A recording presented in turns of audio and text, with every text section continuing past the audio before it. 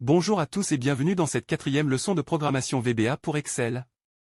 Aujourd'hui, nous allons donner des ordres répétitifs. Imaginez que vous deviez calculer une dose pour 50 patients. Au lieu d'écrire 50 fois la même instruction, nous allons utiliser les boucles. Ces structures itératives font appel aux commandes for next, do while et do until. La boucle for next est l'idéal pour mettre à jour des données. Par exemple, on va vacciner 10 patients aujourd'hui, et le stock de vaccins de 100 doses doit être mis à jour à chaque fois. Le compteur I va de 1 à 10, et à chaque tour, je déduis une dose du stock. Ensuite, j'inscris le passage du patient dans une cellule de la feuille de calcul.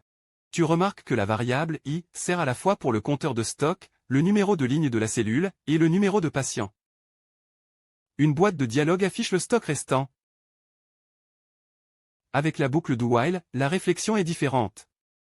Je vaccine tant qu'il reste plus de 5 doses car c'est un seuil de sécurité.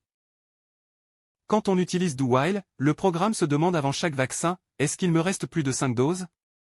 Si oui, il vaccine. Loop permet de revenir au début de la boucle.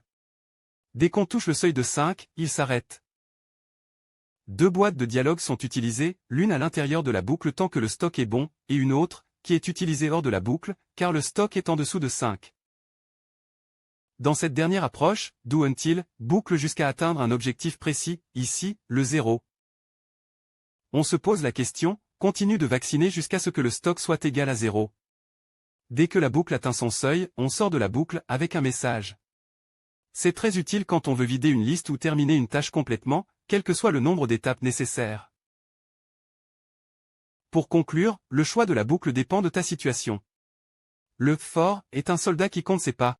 Le while est un veilleur qui attend un changement. Le until est un explorateur qui cherche la fin du chemin. 3 boucles itératives qu'il faut connaître pour l'épreuve U8. À bientôt. Retrouve tous les clips sur www.3minutes.online ou sur YouTube.